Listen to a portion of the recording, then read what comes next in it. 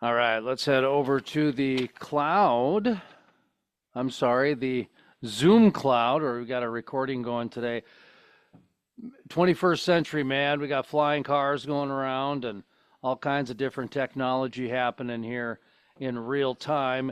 Casey Gregerson is our guest, founder and CEO, Bighorn Capital, real estate investment firm based in Laramie, Wyoming, and also Houston, Texas as well. Casey has a master's degree in petroleum engineer from the University of Wyoming. Brings over a decade experience from his time at Shell Oil Company, where he held technical project management and leadership roles. 2016, Casey transitioned to entrepreneurship, managing 7 successful Pure Bar franchises across Texas and California, gaining some outside the industry valuable expertise in business operations. Casey, how you doing? Doing great. Doing great. Happy to be on.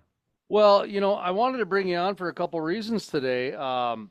But it's interesting. I mentioned the Pure Bar thing, and what a great way to really demonstrate how there are so many oil and gas professionals that are investing in things outside of the industry. One of my first interviews I did here on the Crude Life brand. This is going to air on multiple platforms that we do content management for, but on the Crude Life brand, one of the early interviews we did was with Brian Lash. He's the founder of Target Logistics, Target Hospitality, Target Housing. And he always said that what I would recommend to kids is that, don't go get a 4-year degree. Go and start working for an oil and gas company for 4 to 6 years and walk away with $500,000, $250,000, and go buy a Subway franchise and go start your life that way. And his thought process was there is that, if you're going to invest in your education, you better understand the return on investment.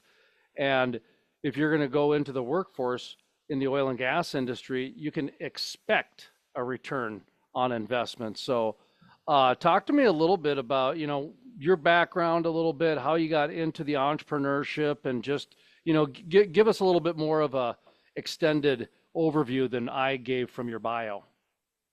Yeah, you bet. I mean, not the same path everybody took for sure. I joke all the time about that. I went to school for 7 years total, right? I went to undergrad in Montana and I played football, and then I went took as much as class I could because I was there. We redshirted, and then I had 4 years. So unlike all my other football buddies, I'm like, I'm gonna get maximize as much time as I can while I'm getting the scholarship, right? So I was there 5 years, did a 2-year master's, and then yeah, not really using any of it at this point, but I'm super happy because I wouldn't do it any other way. But I mean, really, what really helped me though, which I think, because I've got this question a couple times now, like, what would you go back, or would you do the same path, right? Would you go and work in oil and gas, or would you go like right to real estate or whatever you do? But I would do it the same way. Like, I love the oil and gas industry, made some great connections. Worked at a big company like Shell where I learned like how to follow a process, how to manage contractors, how to manage big projects, how to be on a site, on a drilling site or on a frac spread and be a leader, right? And inspire people to work safely and work efficiently, right? And drive performance. Like, all those things were just intangible skills that I needed to learn. And I've always been a math and a numbers guy. And that's always kind of for sure been my passion and probably my skill set other than sales. So I think it was a good blend of like going and learning that. And then I always tell people this too. I had the blessing of my role where I was in the field, right? Like, I probably a lot of these listeners, right? I'm working out in the field on a rig, having all that windshield time, maybe going site to site, or just working for 2 weeks right on a frac spread or on a drilling rig, right? But because I worked for a company like Shell, I was there for 2 weeks and then I was off. So on those 2 weeks off, I had the blessing of being able to go all into real estate. That's when I started fixing and flipping houses, buying rentals, and in the it was cool. I lived 2 lives, right? I would live working for Shell in the field on my 2 weeks, and during that, I was like listening to podcasts, reading books, like just educating myself like as fast as I could. And then as soon as I got off, I was like boots on the ground, going up to Montana or going up to Wyoming and fixing a house up myself, right? But I was like, my education and my like learning curve was like supercharged because I was doing both at once. And the big part I didn't even mention yet is I had my W-2 income. So now in real estate, you either got to be like wholesaling deals or like or partnering with other people, but to like start to buy and build your own like wealth and your own portfolio, you got to be able to use a bank, right? Or have a ton of cash, right? But what I had was a great W-2 income. So I combine all those intangibles, right? And now I can go to banks because the small banks love me because I've got a good W-2 income and experience. That was kind of the combination to like really start to supercharge really building out my real estate company. You mentioned you were doing some reading, some podcasts, just basically taking in as much content as you can find that is relevant within your space, I guess, time and place, if you will. Based on a few comments you made, it seems that you subscribe to the Robert Kiyosaki method, the rich dad poor dad method of cash flow and understanding, leveraging your assets and doing a number of those different things. You're nodding your head, so take over. Talk a little bit about how you incorporated his philosophy into what you're doing, because I also subscribe to it and I've used it before, and it is a very effective way to do a side hustle, or like I like to tell people, sometimes you got to change your oil while you're driving 60 miles down the interstate. And if you can diversify yourself, it allows you to do that because you have some extra things. But talk to me about that philosophy or any others that you incorporated in. Yeah. Well, the funny part is, Jason, I was like, I'll never forget reading that book. And that's where it all changed for me, right? I bought my first rental property 10 years ago. I won't go into the details. I've talked about it a lot on my YouTube channel and other places, but my dad helped co-sign, bought my first house in Laramie, Wyoming, 2010. Right. But then I didn't do anything until 2000 or anything else, I should say. I kept that rental. So at least I'd started, right? Until 2014. I was up in Canada, right? So up north, working up in like Fox Creek, Alberta, driving back and forth between locations. And somebody recommended Rich Dad, Poor Dad. So I read that book and I'll never forget it because I still remember being on those roads up in Alberta between locations, listening to the book and listening to those principles, right? The first one, it finally clicked on that rental property I had. I'm like, oh my gosh, this rental property is an asset and should go buy more assets, right? So that was the like, but there were so many concepts in that book about like cash flow, um, buying properties and then quickly turn around and selling it, 1031 exchanges, like all these concepts. Another big one is sales, right? This is one that maybe I didn't feel like I had because I was an engineer. I was a math guy, right? I never had a sales job. And Robert Kiyosaki talks about in the book about going door to door sales. And that's like one of the skill sets he learned. And at the time, I was kind of kicking myself about, oh man, I wish I would have learned that in college or learned that growing up. I don't feel comfortable at all selling, right? But I didn't realize that I'm selling all the time in my oil and gas, like in my job, right? You don't realize it until you do it. But what I learned was because you talked about the pure bars earlier, right? That's when I read Rich Dad Poor Dad, right? Started buying properties, started fixing and flipping, but I didn't really know how to do sales and marketing and run a business, right? I was getting good about buying assets. To Robert Kiyosaki's point, I was able to buy cash flowing assets, which were building wealth, right? But what the big other supercharge was when I went and bought that first Pure Bar franchise, because now I had to start a business. We grew it from the ground up. We had to do all the marketing to go out and open it. And that is when I learned how to sell, right? You don't learn it until you got to do it. It's kind of like being back up against the wall. Like I'll never forget it. Me and my wife, we're going in around Midland, Texas. Again, we're out there for oil and gas. We're like, all right, let's go open a franchise. So I'm helping my wife and we're doing this together. We're going business to business. We're like doing these grand openings. We're having to sell this store, this studio that hasn't even opened, right? But in like immediately you just had to find it from within yourself how to learn how to sell, right? And then but by the time I got through that and ran that franchise, now I added a whole nother host of skill sets from learning how to sell and buy, like sell a product, right? Learning how to manage employees, learning how to manage marketing spend and actually doing like a build out. We learned all and run a small business, right? So that was probably the next big step and game changer for me was running that business and doing it. And now I was able to and then my next big step was I applied that to real estate, right? It's like if I can go learn how to do sales and closing deals and closing customers, if I can go do that in real estate, that was kind of the next level.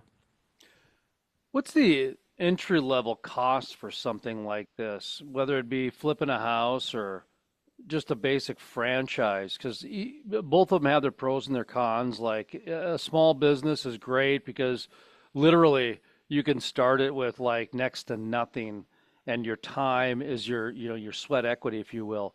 Hmm. Franchises are totally different. I mean, you got to have money, you got to have some upfront money, but it's turnkey. I mean, you got to do what they say, and you will more than likely have a successful business. Not a lot of freedom, but a successful business. Not a lot of, it's just very, very orchestrated. Um, I tell people all the time when it comes to being an influencer, if you will, in the media, we've kind of understand it a little bit. And I've interviewed many influencers. I've read a number of different studies on influencers. And what it boils down to is you got to have about 100 grand up front to make 80. There you go. So, I'm sorry, you got to have Wow. $80,000 up front to make 100. That's what I meant. So, basically, that's how that works. And then if you can, put 150 up, well, then you're going to make 200. That's why celebrities do so well versus, a common Okay. person. Same thing Yep. happens in business. That's why a lot of, rich trust fund kids, if you will, do well in the franchise game because, hey, they get $2 million for their 18th birthday. They go out and buy a couple Subway franchises, let everything else take care of itself. Pretty soon, they're getting sunburned in the pool. You know what I mean? Yep. So, talk to me a little bit about some of the upfront costs and some of the realities that uh, real estate brings, franchise brings. I kind of gave a couple little rough examples, but for those people listening out there that might not understand everything that's involved, you mentioned the banks earlier and having a little bit of upfront money. That's a reality. That's a reality. Hmm. Yeah. And so go ahead, talk a little bit about that.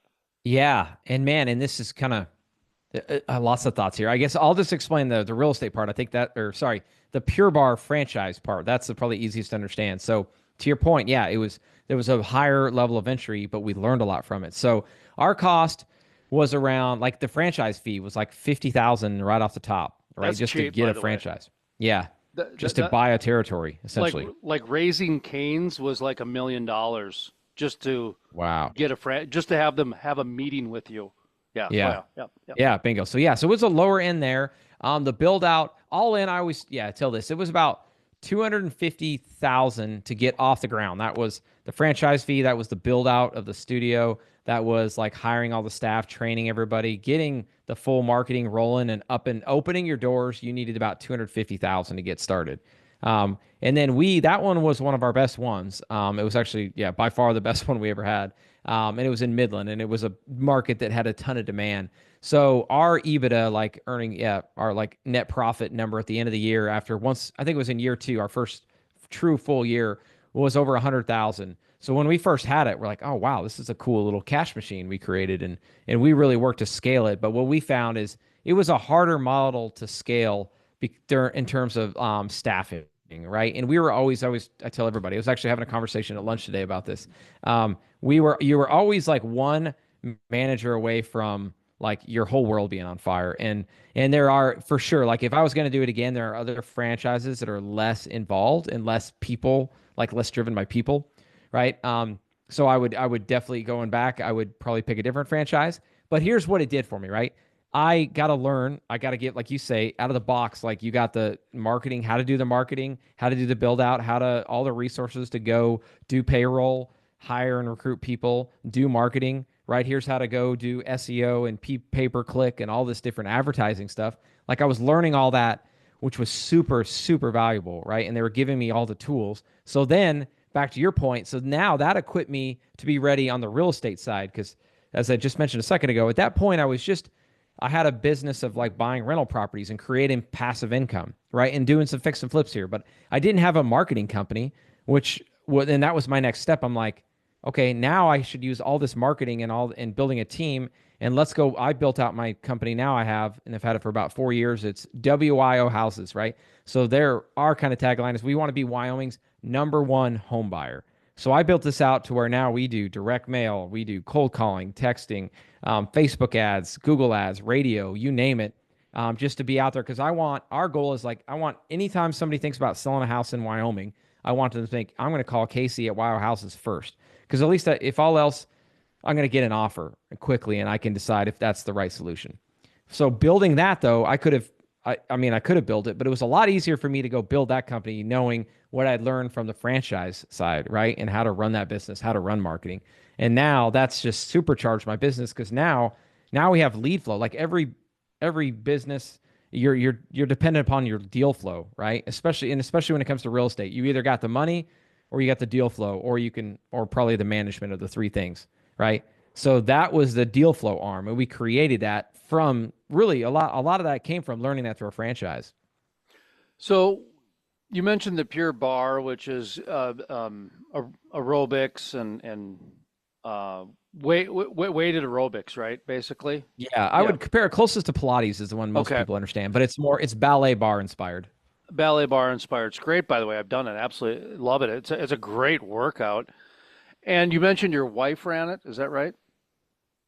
Yeah, she was the inspiration behind it. She loved it. She loved it. Okay. The biggest she didn't want to move to Midland without a Pure Bar. Yep. No, no, and that's a fantastic example here because there are a lot of people in your similar situation where the wife does want to work. She's got a degree, or maybe there aren't quite kids in the house yet, or the kids are out of the house, and so you've got this extra money and you've got this extra time, and so buying a franchise that really can be turnkey for the spouse or something like that is a great idea. Now, on the real estate side, that's a little bit of a sticky wicket because if the pipes burst in the middle of the night, all of a sudden, you've got to deal with it unless you've got a property management. And then, of course, that's an additional cost. Two-part question here. Have are there enough safeguards in place for somebody who's 2 weeks on, 2 weeks off that they can handle emergency situations if they are buying a house and have renters and et cetera? And number two, does oil companies rent from their employees anymore? Like if you own some property and they need to, rent it out to have the trucks out for a while. And, obviously they rent from landowners and farmers all the time. And so I'm not sure if they still do that or not, but sometimes, a smart guy working the rig would take a look at, what the next 6 months are, and oh, we'll buy some land by Clovis, and all of a sudden that Yeah. energy company coming between Denver and Midland, boy, they love that Clovis location for dropping stuff off. I mean, there's all those different opportunities that are involved, but of course the times have changed a little bit. What are some of the opportunities in the oil and gas, and what are some of those signs to watch out for that you've learned from? Yeah. I mean, that's a good point. I've thought a lot about it, and especially in our markets. Growing up in Wyoming around oil and gas all my life, right? Um, and then working in West Texas, working in all over in Canada, working in North Dakota, all these different places, right? When yeah, even like another good example is my dad lives in Douglas, Wyoming, right? And he's seen it big time when like oil comes in, like all the rentals are tied up and everything prices go up. I lived it in Midland, right? So I totally agree.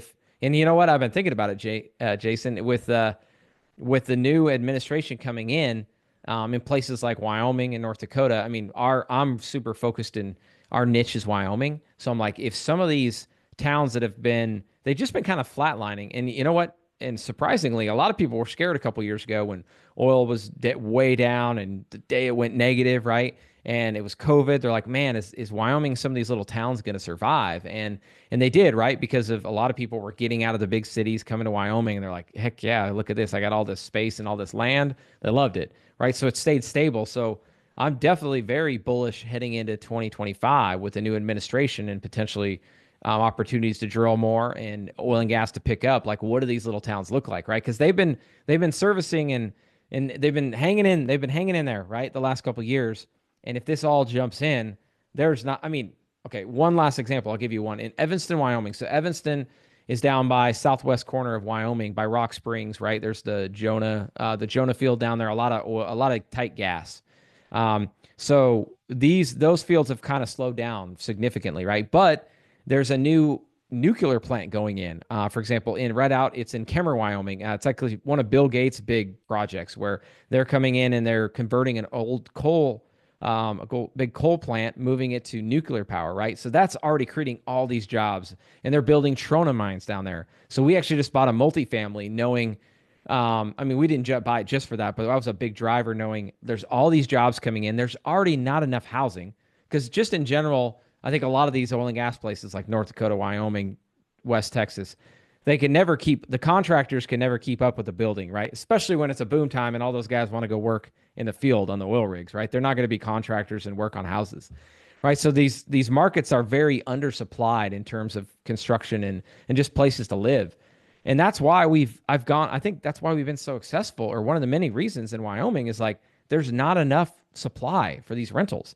And I think it's a huge opportunity if now all of a sudden oil and gas comes in and these oil, like you said, Jason, these oil and gas companies come in and they need housing, like it's going to blow up the prices again. And you got to be careful for the boom and bust. But I think as long as I think some of these markets showed resilience, right? If these markets have held up for the last couple of years, I think they're great markets to invest in because if you get the big uptick, now you're doing really well.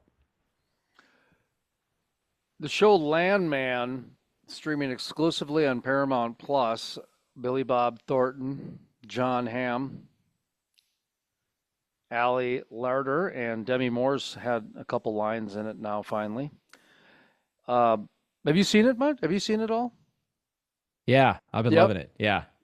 Oh yeah. So, with your experience in the oil and gas industry, working at Shell, Petroleum Engineer, um, I used to do a real estate magazine for about 20 years, and I sold real estate for about 6 or 7 years. And when I was watching Landman and all the interviews I've done with landmen for the last, and landwomen for the last 15 years through the crude life, I really think there's a lot of similarities between a realtor and a landman. They are just troubleshooting and problem solving on the fly to get the deal done. No matter what that deal is, that is the end goal. And it doesn't matter if it's a drug cartel or if it is a mold in the attic. Yep. They've got to get something done and they got to get it done now. So, talk to me about those similarities between the real estate world and the oil and gas world, between the landman and the realtor. Yeah. Oh, I love it. Well, first thing, man, on that series, and I was reading about this because I've seen mixed reviews, and I think that's why this show's been so polarizing. Like oil and gas guys be like, this is not what it's like. This is completely fabricated. But I've been on the other end. I really believe, like when I watched that first episode, I was pulling my wife in. I'm like, Annie, come watch this. I'm like, every day when I left our home in Midland, or when I was going from Billings down to West Texas, like this is what I walked into. Like the roads, the man camps, the rigs, like this is like it was kind of cool. And even I wish, well, I got young kids. I got 11, 9, 5, and 2, and the language is too profound. 'Cause they were in the. I pulled them in for a second to let them see it, but then it was a little too much, too R-rated for them. But they could see it. It's like that. This is what Dad did for a while. Like when I was out in the field, and I've been just very impressed with the way they've depicted West Texas and just kind of the craziness. I mean, yeah, it's dramatized, right, for Hollywood and Mm-hmm. ratings, but it's incredibly factual. So that's the first off thing. I've loved it, and it's like I'm going back and being, and the other thing I was joking around with. I was talking to another guy about it. I'm like, it's kind of I thought it was just normal, right? I'm like, this is just West Texas, and it's weird and quirky, and why would anybody else think it's interesting? But now seeing it dramatized on the show is pretty cool because I'm like, all right, well maybe it is, maybe it was a little crazier than I thought.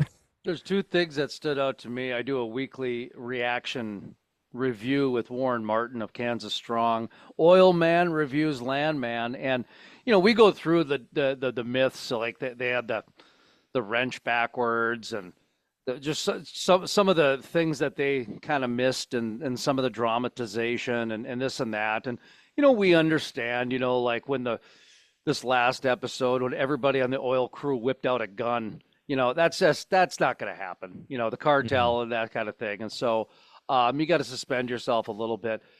But the one thing that two things. The one is that people ask me about Ali Larder's character, if that is a real character. And actually, I think her character is the most real. the female lead, and I think she's doing a fantastic job. I've said from day one, it's like they plucked her right out of West Texas, man. The way she dresses, the way she talks, the way she looks, her gold digger mentality, everything, man. Like I just was like, wow, she's fantastic, and the way she's embraced it and everything, you know. And the other part, and this is the disappointing part, because overall, I think the Landman series is a positive for the oil and gas industry. It Hmm. makes the industry look kind of, cool. It kind of makes it seem what it is. But the part I do not like, and the part that I think is the most inaccurate, is the ongoing narrative that half the industry sells drugs and they're felons. And I don't agree with that at all. In fact, I think the industry has done a substantial investment in changing that culture, actually, whether it's Hmm. drug sniffing dogs in Halliburton's parking lot. If you go through and you're a vendor, and all of a sudden you could be subject to a a search, or it's the man camp, crew camp regimens that they've put in there that have been really tightening up that. It's almost more of an army mentality, an army vibe at those oil and gas crews and rigs than any sort of prison. And to me, that's the one disappointing thing, is that there seems to be this ongoing narrative that the oil and gas industry is still a bunch of felons that just got out of jail and are slinging dime bags on the side. When here, you and I are talking about $250,000 real estate deals and $250,000 franchise deals that they're slinging on the side, not some dime Hmm. bags from the cartel. So that to me is the only disappointing thing. But overall, I think it's fantastic. I don't know if you have any comments on that at all. Or I agree. No, I mean, granted, we were spoiled working on a big operator like Shell, but it was definitely ran very tight, and like from the drug test to everything. I always joke with Shell, like again, I loved it. I got so much out of it, but like sometimes it blew my mind that we could actually make money in West Texas because Shell had so much. It was a big company, right? So much red tape on how they ran things. mm-hmm. I was telling this to another person too, and maybe the audience will like this, but like I was hired, one of my last roles at Shell was to be I was called a competitive intelligence analyst. So I would go and we actually had JVs. Shell had JVs with Anadarko, Oxy, all these other competitors in West Texas. And my job, I'd been an engineer, I'd been in the field, so I was perfectly equipped to be able like to know what these people were doing technically, but also know it operationally because I had seen the engineering part and the operations. So I was hired to go do that and go learn from these other operators. Well, when I did it, I was able to go, it was pretty easy for me to quickly identify things that, like, for example, Oxy's doing this one drilling design and it's like they're making way more. They're cutting their cost in half, right? And then I presented it, built it all out, went and brought it to Shell, and it ultimately got shut down because there's like 10 decision makers at Shell and they're like, they can, well, what if this? What if that? Well, like, and I agree, you should do that, but we can mitigate it. But anyway, I don't know. So and the reason I share that is like show was like so structured and so tight that like definitely none of that stuff got away. But I mean, yeah, I heard stories about crazy stuff like that happening, but you never saw it, right? And I think, like you said, I think they've invested a lot of, I think across the industry, they've put a lot of money and time and, or I think companies have just put their resources into cleaning that up. Yeah, I mean, like I said, I've done numerous stories on it to where it's almost more of like a military environment than anything like, Hmm. that's a minimum security prison or anything like that, or minimum security felon party or whatever the heck Landman keeps trying to continue with that narrative. But, well, as we kind of wrap up here, why, okay, two questions. Why do you believe real estate is the next big investment opportunity for oil and gas professionals? And are you looking at in the oil and gas areas or outside of the oil and gas plays, if you will, like, I don't know, like Illinois? Is Illinois a great investment? Or are we talking about Colorado, New Mexico? You know what I mean? That kind of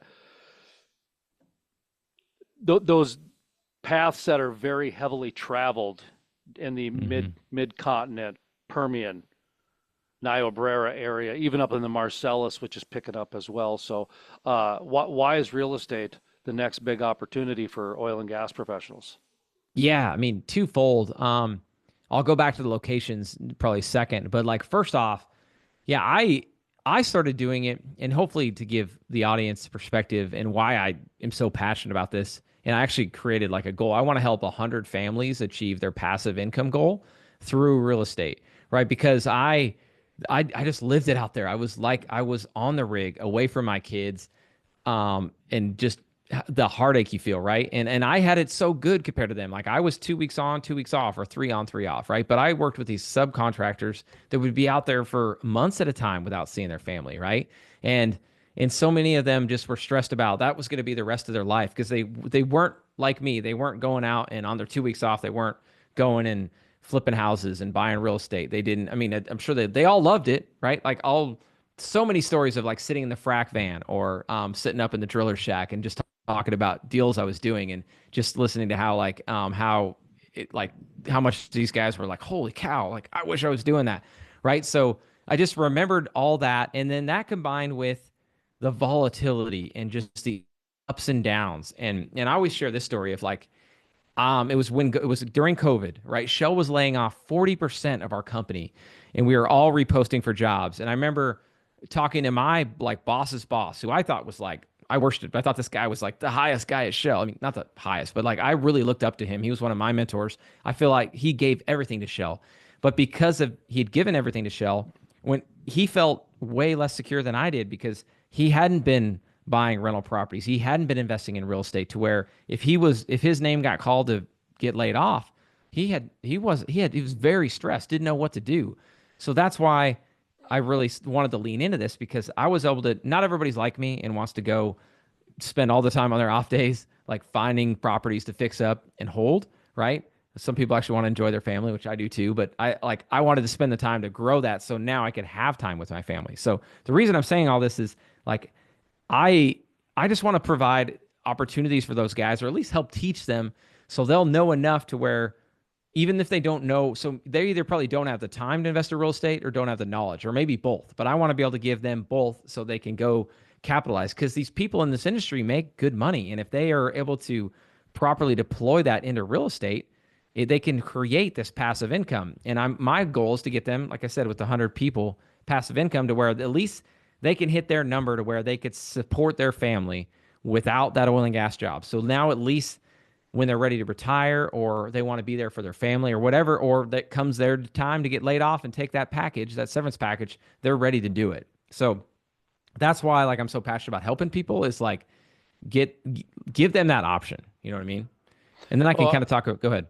oh, go ahead. Yeah, sorry. You're going to talk about the locations next, was that Yeah, right? Yeah, yeah. exactly. Yeah. So like that's kind of like the motivation to like start and do it. And it could be any other industry, but I just to your point of location, like all these people live in man camps. They saw the housings. They probably rented in apartments.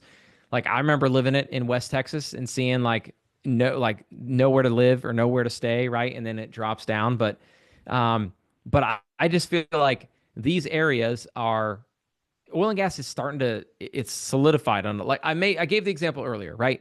In a lot of these Wyoming towns, like even the last 4 years when oil and gas has been very up in like not the best times, right? We went through negative oil prices and not a whole lot of drilling, right? But despite that, a lot of these markets held strong. And so I really think if you look for those indicators, so I gave you an example of Wyoming, but this could be West Texas, this could be Niobrara, this could be DJ Basin, this could be, yeah, like Appalachia, all the way up, right? If you can find some of these markets that have been resilient through the last 4 years, I think those are the golden opportunities, right? If you go there and they've been resilient and now you come back in and oil and gas starts to come back up and now everybody's drilling again, like, holy cow, that's because everybody said it, right? I remember being in the field, they're like, oh man, oil was oil was doing good. It was boom time. They're like, if I'd have only went and bought, I mean, you probably heard the conversations. I remember them in the doghouse. Guys be like, oh man, if I would have went and bought a property in Kermit, Texas, or Hmm. Odessa or Midland or up in Williston, like I wish I would have bought property 5 years ago. Well, I think now is an opportunity because again, you look backward, see was it resilient? Because that way you know you can make it through a downturn, and then now if it picks up, that's all extra. That's what you want to do, right? All right, so last question here. One of the questions that this is probably one of the most important questions in terms of the crude life, actually, because we're talking about a vast industry in the oil and gas industry. There's a supply chain that's extreme. And actually, we always tell people all the time the cafe and the flower shops are part of the oil and gas industry in Midland, Texas, you know. And if you are in an oil and gas city or town, you are part of the industry.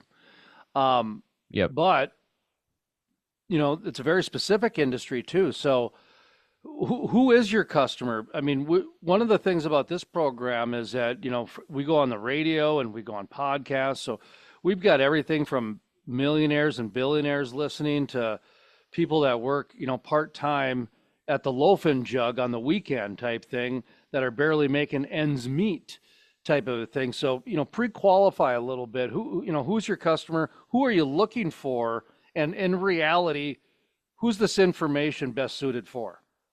Yeah, you bet. I mean, I run a vertically integrated company to where we source and find off-market properties and we fix them up and we rent them out, right? So there might be a couple listeners out there that like maybe they just got a house that they don't want to deal with an agent with, or they just need to sell really quick. Like I'm a buyer all the time, first and foremost. So if anybody's ever listening and wants to sell, please do reach out.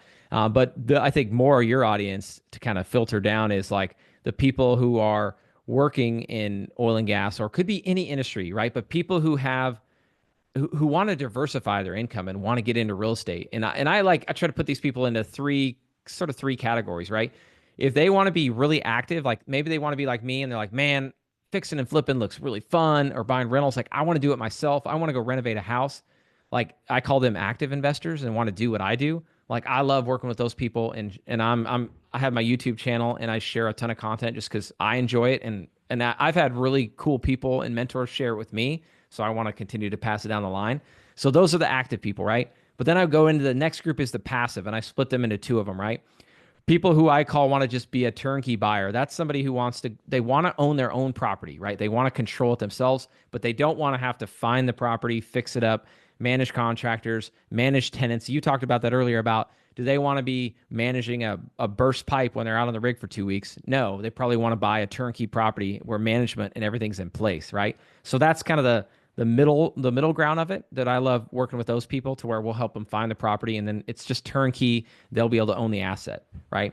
But the third one is completely passive. And this might be the bigger audience that is listening right now, is people who they are very intrigued by real estate. They want to diversify. Maybe they just have all their money in the stock market, or maybe they just need to have practice better habits of when they get that big bonus, like instead of just spending it on toys, or maybe spending it on just putting it in the market, or who knows, or maybe they're just putting it in a savings account. They need to deploy it, right? So those people, but they don't know how to do real estate. So those are the ones I love working with, to where they can invest in our fund, or I'm just happy to show them like other passive ways to invest in real estate. Because you don't have to be like me, working all your off days, fixing houses, managing tenants, right? You can be completely passive, get the same benefits, and still be in that. So those are the people I love connecting with. What's the best way for people to get in touch with you? Yeah, you bet. Really, whatever they love. Like if you're a social media guy, Instagram, YouTube, you can go find me, Casey Gregerson. You just got to spell it with all E's, Gregersen. You'll find me. I think I'm the only one, at least at this point. So Instagram, YouTube, LinkedIn, any of those platforms. And then also, yeah, we'll put my phone number in the show notes. I'm sure I'm happy to share my phone number for you guys who just want to reach out directly. I'm whatever your mode of communication. Like I said, back to the goal. Like last thing I'll share with you, Jason, it's like every time that I go to like a networking event with this oil and gas related, or just meet people in the industry and we get to talking about what I'm doing, those are my favorite conversations, because those are the people where I feel like it's just such a mutual, it's a mutual relationship where they need help finding deals or investing in real estate, and I need people like them to continue to grow my company. So yeah, any way I can get in touch with those people, I would love to do it. Casey Gregerson, Bighorn Capital. Thanks for the time today. We'll have to have you back. Yeah, absolutely. I'd love to be, Jason. Thank you.